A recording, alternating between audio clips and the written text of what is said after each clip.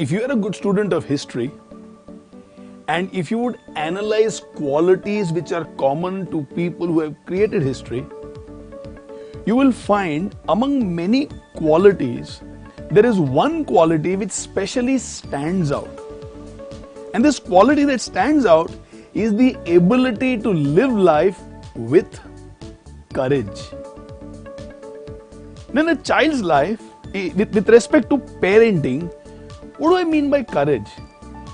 Where is it possible for the child to implement or display courage?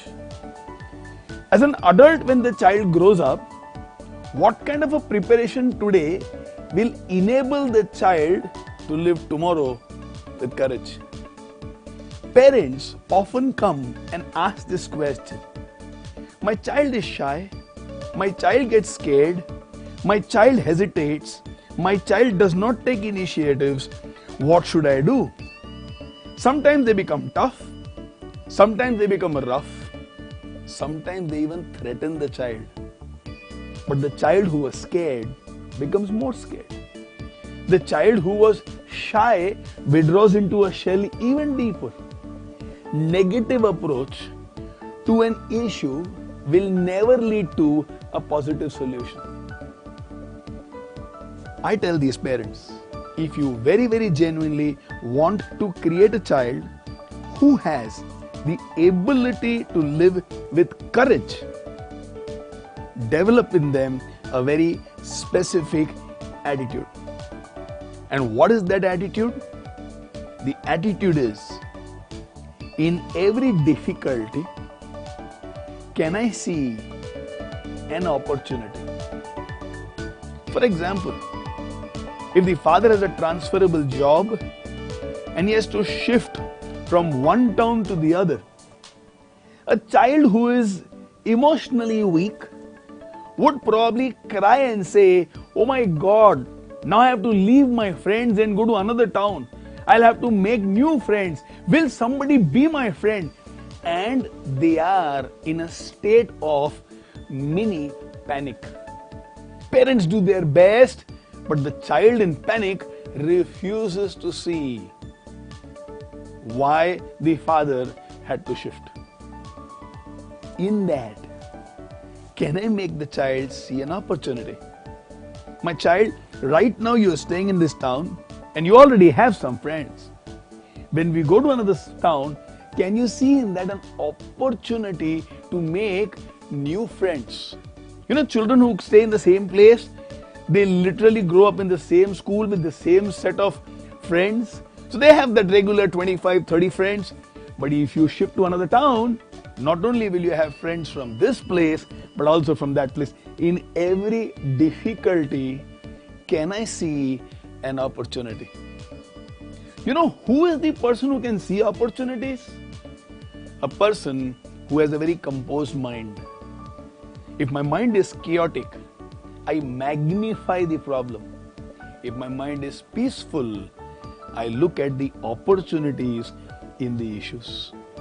The child watches the parents. The boy has not come for work. How does the mother look at this situation? The driver has scratched the car. How does the father look at the situation? Unwanted guests have come home. How do the family members look at the situation? Expenses have been a little extra, more than planned. How does the family look at the situation? There is no power in the house. How does the family look at the situation?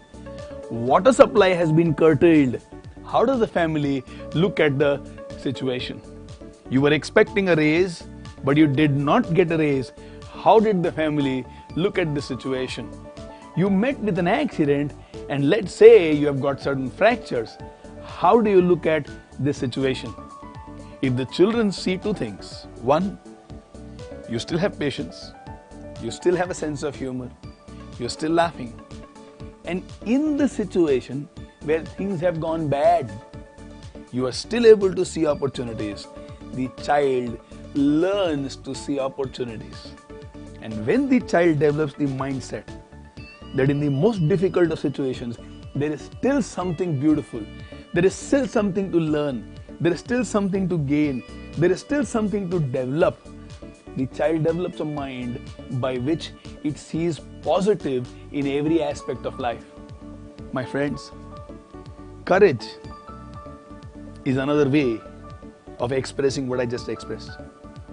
Courage is nothing else but visualizing in a very, very difficult situation what are the good things that is possible, and then going all out and making the good things happen.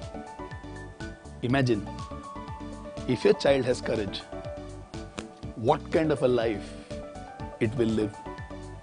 I have seen many people, very educated, coming from economically very well-off backgrounds, not able to live a great life because they lack courage. On the other hand, I have seen people who have hardly any resources, don't even know how to communicate properly, have come from very rural backgrounds, from villages, and yet they have made it big in life. The difference between these two is not resources, but the difference between these two is the presence or absence of courage. Even if you don't give anything else to your children, no money, no education, none of these two, please do give them the ability to live life with courage.